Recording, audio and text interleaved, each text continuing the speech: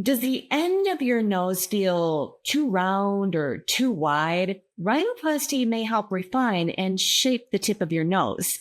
Today, Beverly Hills based Dr. Vranis explains what makes rhinoplasty look beautiful or not. Stay with us to learn why some noses can never achieve that tiny, super defined look that is currently all the rage.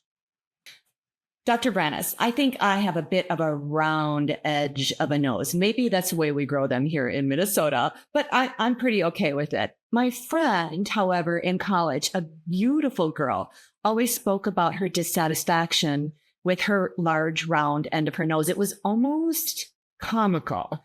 Is there a name for that type of nose? So we typically will call that either a bulbous tip or a boxy tip.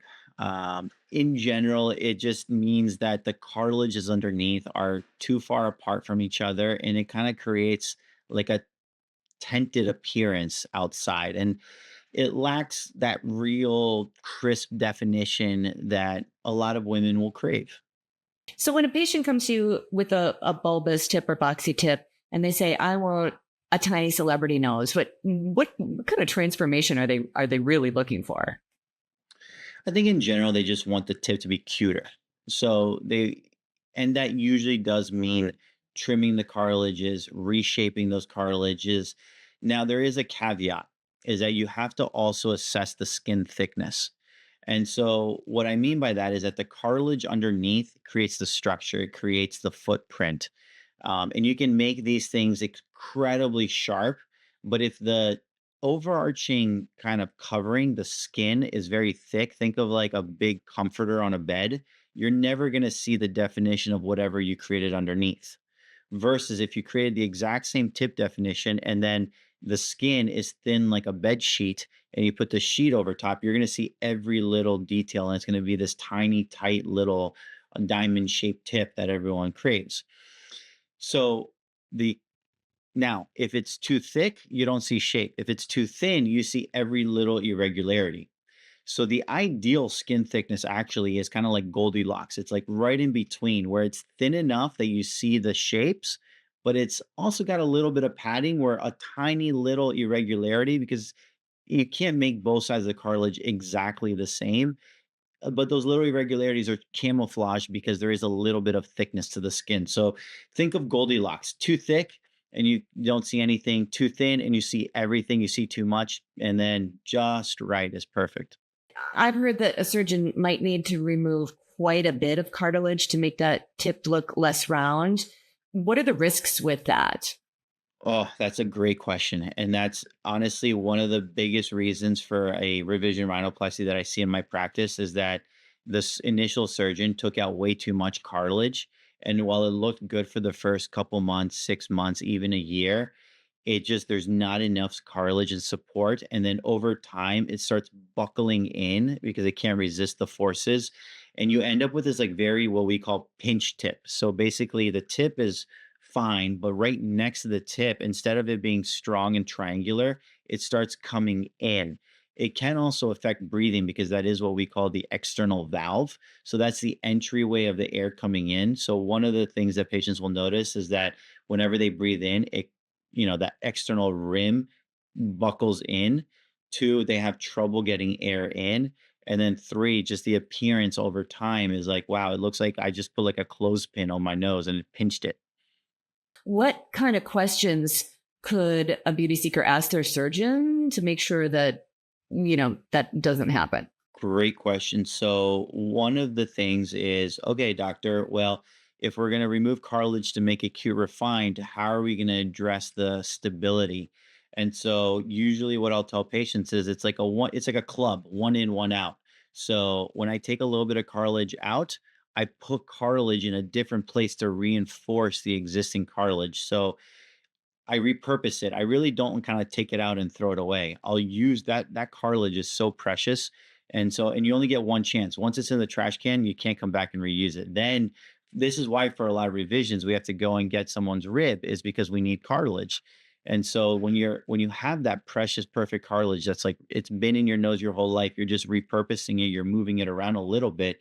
I think that's the perfect opportunity to take something where maybe it's like wide cut it in half, and instead of throwing the half out, you put it underneath, and now all of a sudden it's thicker. So the part that stays is thin, but now it's thicker, so it has support. That makes sense. And I really get idea of like how kind of subtle everything you do is. And I And appreciate how you. Thank you. thoughtful, it's subtle, but it's also every move has to be thought about for the immediate effect, but also for the future and how things are, we try our best. And who knows, maybe in 15, 20 years, maybe it needs to be, threefold. Maybe we needed to add an additional piece of cartilage. But at least in my mind, like I'm very convinced that I've thought about it. I'm pretty sure that this is like what's in the best interest. This is what I would do if one of my family members was on the table. I don't cut corners and say, oh, well, like, let's just toss this out. It's a little quicker just to get rid of it and, close it up and see and pray.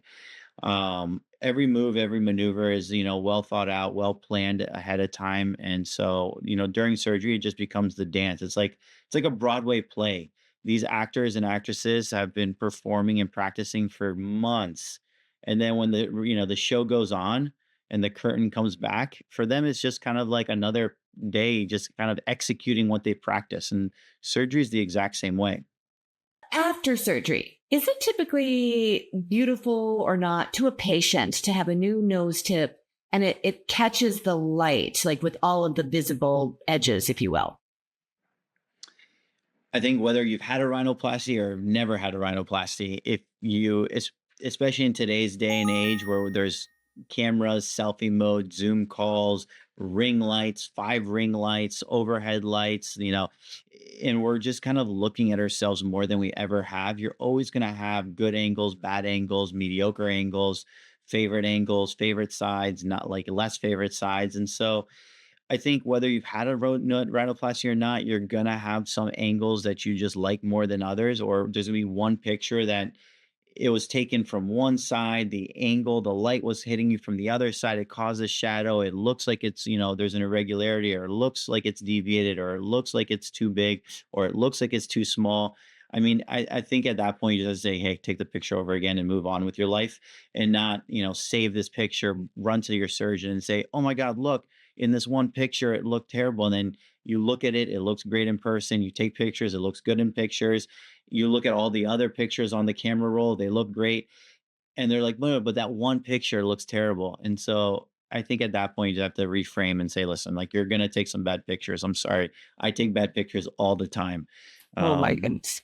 it's just life. It's what it is. Beautiful or not, post surgery, um, a nose that somehow still feels like soft, from a bulbous tip to kind of still feels soft, not overly defined, if you will.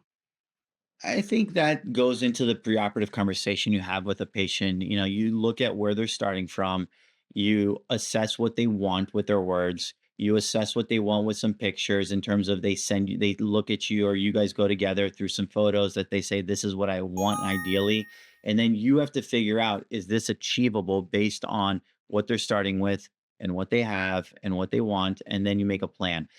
And so I think if there's beauty in nature. Yes, it's beautiful to have like, a little like soft round, not like a super Rudolph big round nose, but like, just because it's round doesn't mean it's bad. It could be like small and round and cute. And so it doesn't always have to be this like tiny pointy nose.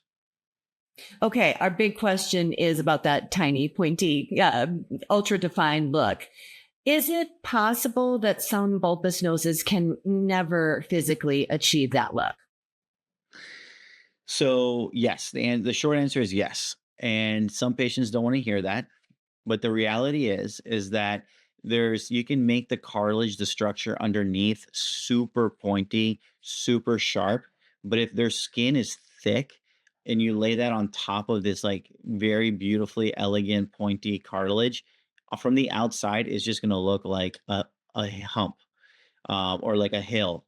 It's kind of like the thick cushioned comforter that you throw over. You can't see anything that's underneath all the definition. But if you had like a bed sheet that's super thin, then you'll see every little detail and every little pointy aspect of the cartilages. Um, So when patients come in, you got to like address that and talk to them and say, hey, listen, like we can make I can make the cartilages super pointy, but you'll never see that definition the way your skin is. Now, there's certain maneuvers and tricks. We can thin out the skin a little bit to try to, make that comforter a little bit thinner. And it does work sometimes, but then sometimes your body just puts in scar. And so it re-thickens that envelope back up and you lose some of that definition. And so there's a lot of factors at play here that you're working with.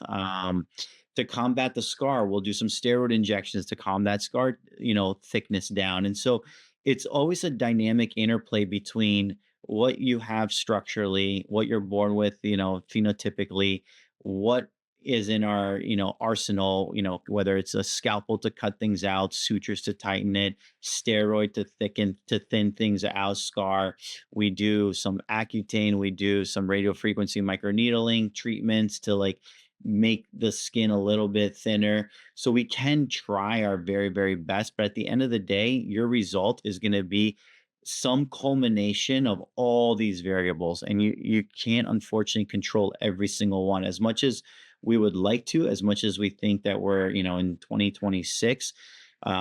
We've got the cutting edge medical care. There's just certain things where the body will react a certain way, and you can't foresee it. So you can't necessarily look in your crystal ball and think, oh gosh, this is the type of skin that usually scars. That's not possible. There's indications, and so highly inflammatory, like the acne prone patients, the ones that have rosacea, highly inflammatory skin, if they've got these big pores, that just it looks like it's like these little blackheads that go deep, right? And so that gives us insight when you study the nose closely, and this is what you tell patients, and you say, look, I see these four things. I have a very sneaky suspicion that no matter what we do, and I'm on board, I'll throw everything, I'll throw the kitchen sink at you, but at the end of the day, I think it's still going to be on the thicker side of average. Um, or actually, conversely, the other way, if it's super thin skin and you say, listen, like, I kind of hope your body puts a little bit of scar down to, pad things up, because your skin is so thin, you're going to see every little irregularity, every little edge of cartilage. And so it actually might not look all that great, or you might wish that it was a little bit covered or a little bit thicker because you see all these little edges of cartilage. That makes sense. Yes, there's so much to consider. Thank you so much for helping beauty seekers who have bulbous noses or box tip noses better understand what the possibility is for beautiful results and not. And if not, it's really important to have that kind of a conversation with your surgeon. I think at first, your first step, if it does bother someone, I think go talk to a qualified rhinoplasty surgeon, right? Like, they don't go in and say, I want a rhinoplasty. Just say, hey, listen, I just want to talk. I mean, these are my thoughts. This is where my head's at. This is what I have. This is what I see. This is what I heard on this podcast. This is what I heard on this YouTube. This is what I heard at the Beauty Seek, channel. And so you get all this information from different sources, and there's no one better than just to sit in a room with for a consultation with a plastic surgeon, board certified plastic surgeon, facial plastic surgeon. Those are like the two top trained professionals in this area. And you find a good, honest one that, doesn't want to take your money and say, yeah, yeah, we'll do that for you. And then all the excuses come after the fact. Find one that you trust, that you think you're going to trust, they're not going to tell you something that you want to hear just because you want to hear it. They're going to tell you because, hey, from my experience, this will work. From my experience, these are the limitations. I'm really glad you brought that up because how many consults are you averaging before someone decides they want a rhinoplasty? Is there some type of average or So a lot of patients now, with all this information out there, they know what they want, and they're actually very educated patients right now. Sometimes they're overly educated, and you have to say, okay, pump the brakes. Like, this doesn't apply to you, or XYZ is going on, and you have a whole different set of, issues or things that we have to consider. So the consult is a little different now than it was probably 5 years ago, 10 years ago. And it's probably going to be even more different with ChatGPT, Claude, and AI, and all this, information like at their fingertips at home. It's going to completely shift the way consults go going forward. That being said, I think my philosophy is that you got to meet me at least twice, minimum, if not more. We talk once. It's more of an introduction. We get a sense of each other. It's like a first date. We see like, hey, is there even potential here? For potential for you to be my patient and potential for me to be your surgeon. It has to go both ways. And then if like the answer is yes, then we go to like phase two, which is the preoperative visit, which again, you meet in person. We go over everything again, but in a lot more detail. That's where we really bring in those pictures that you want to achieve. We really talk about like, hey, this is doable, this is not doable. And then surgery is like a whole nother day. So that's 3 times that, like, I've seen you before. There's like, you're put to sleep and there's a knife, scalpel to your nose.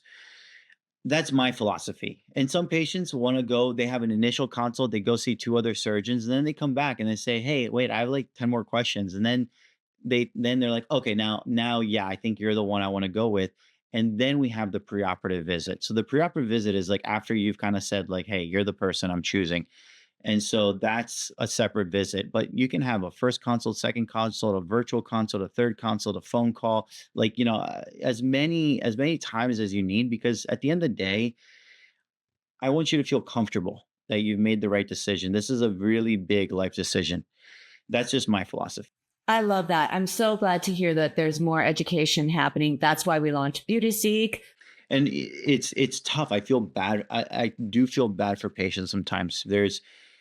Marketing has gotten really good. And so some of the best appearing surgeons and practices in any area, in Beverly Hills, in New York, in Kansas, and Texas, wherever, in Turkey, what you see is not always the case. And so, and I'm a professional. I can know what to look out for, but it's so well done and so well hidden.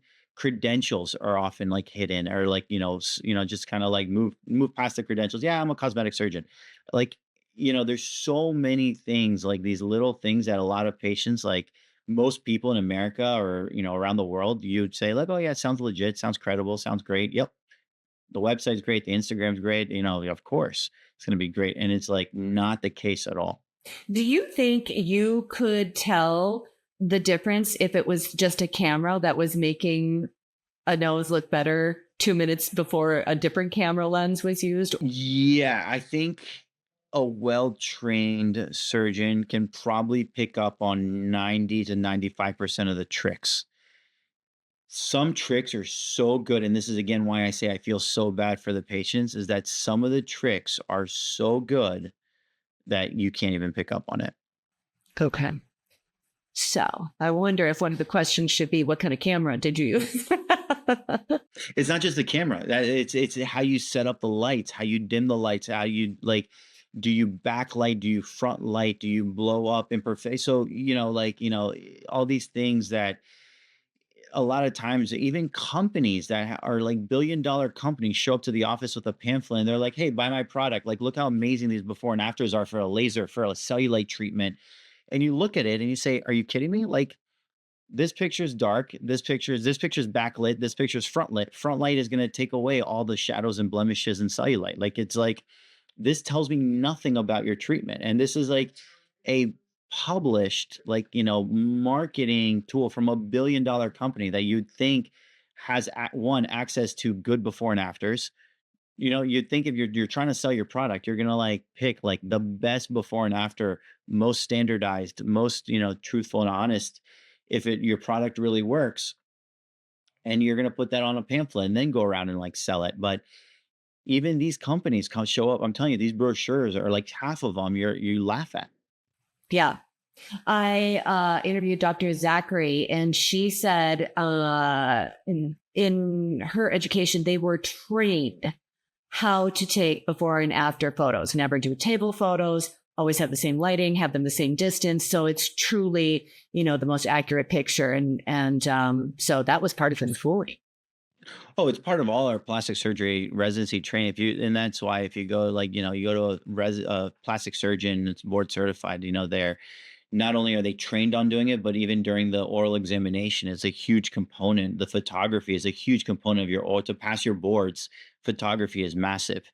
But that's a different thing though. Just because you can do it, actually, it's almost counterintuitive, like, or not counterintuitive, but it's almost like here is like your weaponry, become a master at it. And you like, when you have greed and, unethical behavior fall into the picture, you use these, how to manipulate the images. And so you do it in your favor in a way where then you trick the public and you trick patients and, things like that. So it's actually, I would say, yeah, these institutions have trained us and like, it's an expectation that how to do the before and afters.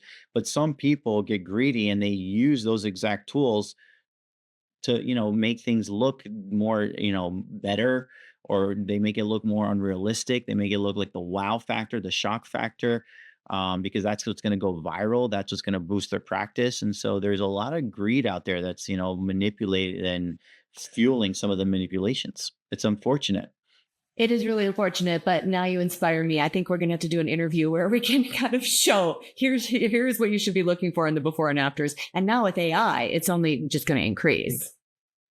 Absolutely. I think a couple of years ago, one of my mentor's patients, her husband was a forensic like photographer or something like that, and went around and looked at, I think like 30 different websites from, surgeons. And of the 30, I think like 20 of them, so insanely high number, were like digitally manipulated.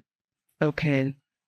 Thank you for sharing this. This definitely, we have to explore and investigate this further. I appreciate you. Thank Yeah, you. I'm giving you some fuels. I love it. I love it.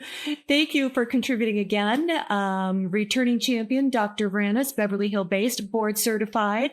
And we appreciate all of the knowledge you brought to us today about bulbous and crooked Droopy tip and the crooked. droopy tip. Thank you, rhinoplasty. Appreciate your time.